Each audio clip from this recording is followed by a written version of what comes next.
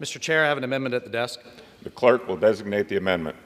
Amendment number 5, printed in House Report number 118-456, offered by Mr. Waltz of Florida. Pursuant to House Resolution 1137, the gentleman from Florida, Mr. Waltz, and a member opposed will each control 5 minutes. The chair recognizes the gentleman from Florida. Thank you, Mr. Chair. I yield myself such times I may consume. Gentleman is recognized. Yes. All right. Mr.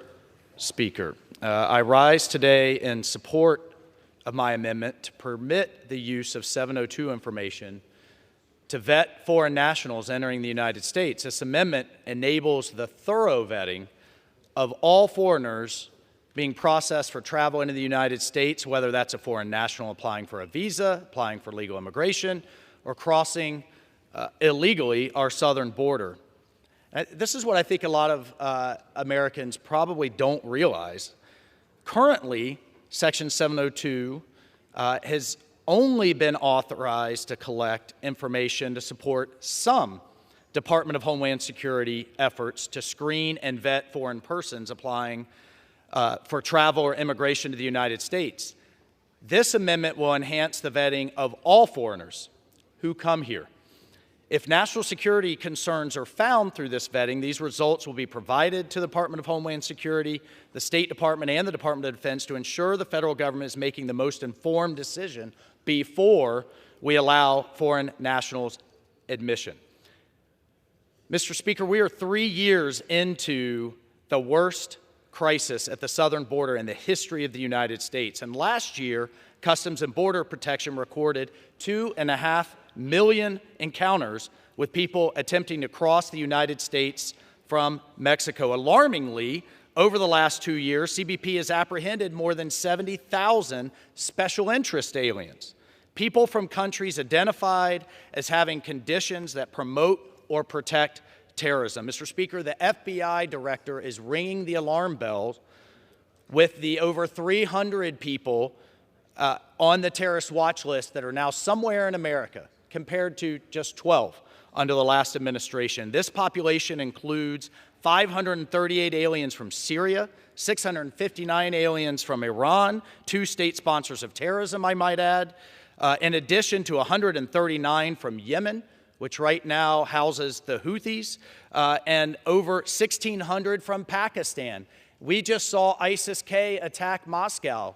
We just seen 6 plots stopped in Europe.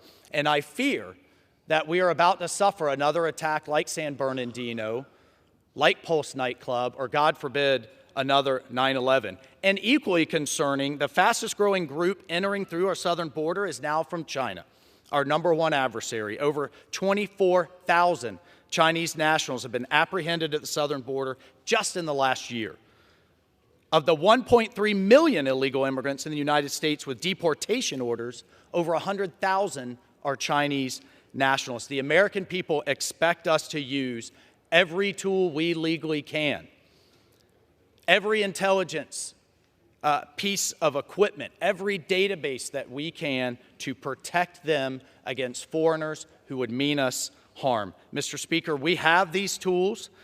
We have reformed the abuses of these tools, and we have to allow our national security professionals to have the best information possible to keep Americans safe. We can't wait until there's another attack and then throw up our hands in this body and say, why didn't we stop it? I am astounded, frankly, that any Republican would oppose this amendment after we have been here time and time again saying we have to protect our border, we have to protect Americans, and if you want to come to the United States, fine, you need to do so legally, but you know what? We're going to look into your background. We're going to make sure you're not a terrorist. We're going to make sure you're not a Chinese national spy that means to do us harm. So, Mr. Speaker, I urge my colleagues to support this and use every tool we can to keep Americans safe.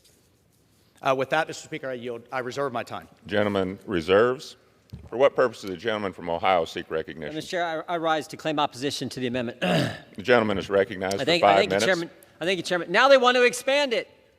This is the second amendment in a row where they're going to expand FISA.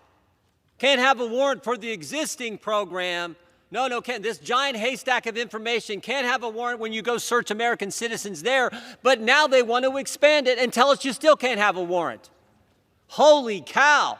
Pretty soon this is going to be everybody gets to get searched for any darn reason they want. That's not how it works in America, at least not how it's supposed to work.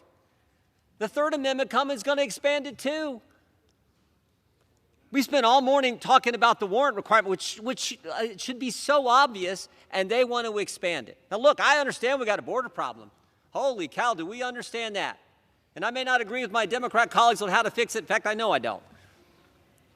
But this, expanding FISA, I mean, you've got to be kidding me. This amendment authorizes surveillance of a whole new category of individuals. We should absolutely vet foreigners who seek to enter the United States, whether legally or illegally, but Congress should not expand FISA or Section 702 beyond its current scope of authorities. I mean, this whole year we've been focused on our committee on limiting FISA, reining it in so that we still can do what we need to be done, look after bad guys, look at bad guys, but not infringe on Americans' liberties, and this just expands it.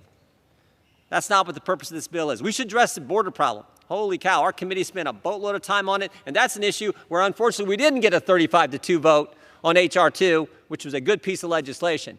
But this is going to sweep up so many more Americans where the FBI 278,000 times, not illegally, but didn't follow their own rules when they queried the database, but now they got even more. Holy cow, this is the wrong way to go. With that,